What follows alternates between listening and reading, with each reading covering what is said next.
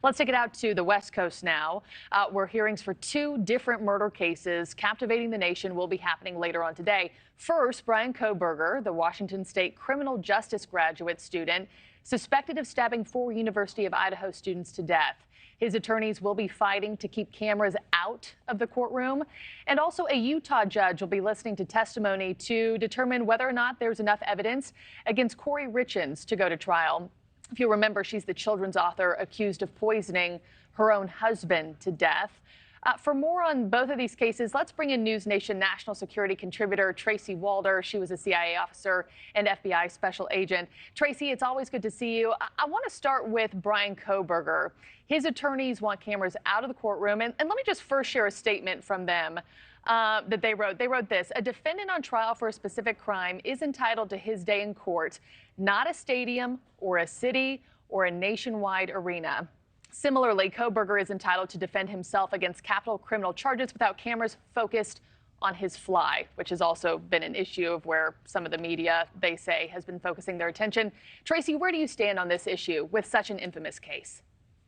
Well, thank you so much for having me, Marky. So I think conversely, from the prosecution side, is the reality is the courtroom is a public forum. It always has been, and it always will be. Therefore, the public does have a right to know that what transpires. And so I really think what this ruling is going to boil down to is how cameras really have behaved in regards to the sort of warning that the judge gave them to back off Kohberger. So I think that's what it's really going to boil down to, as to whether or not they're allowed in the courtroom. And on the other side of the coin, we've also talked to other guests who are against this, and they don't want cameras there. They think this adds an added level of intensity and pressure for witnesses who are testifying, for the legal teams up there, that it might have them act in a way that, like putting on a show, bravado that they wouldn't have without cameras there. Do you also see that part of it, or no? And how would that negatively impact a case like this?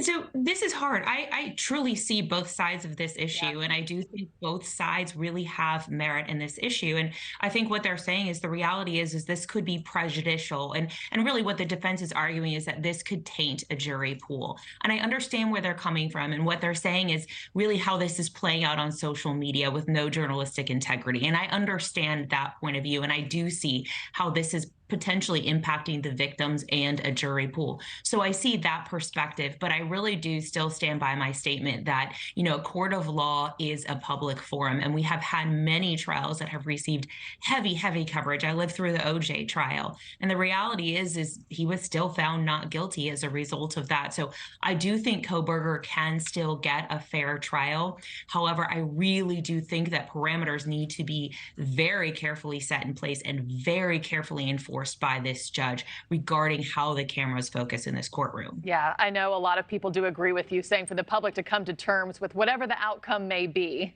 they should be able to hear all the evidence, listen to all the witnesses for themselves. Let's switch gears here, because also happening today, that Utah judge will be listening to testimony to determine if the case against Corey Richins is bound for trial or dismissed based on evidence. But correct me if I'm wrong, didn't a judge just back in June deny her bail and pretrial release based on substantial evidence? You're right, Marky. This is obviously sounds confusing. I can understand. Why deny someone bail if there's not enough evidence to really keep them in jail? That makes complete sense, and I totally get where you're coming from.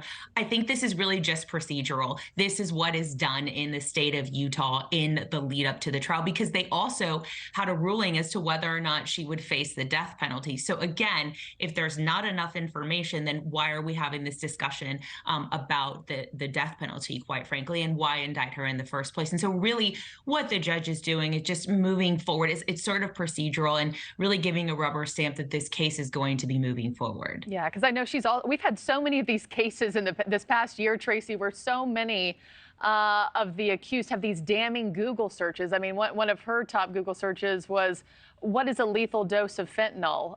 So it'll be interesting to see what that courtroom decides, and we'll follow both of these today. Tracy Walder, thanks as always. Have a good holiday weekend. Thank you for watching. Go to newsnationnow.com to find NewsNation on your television provider. And don't forget to click the red subscribe button below to get more of NewsNation's fact-driven, unbiased coverage.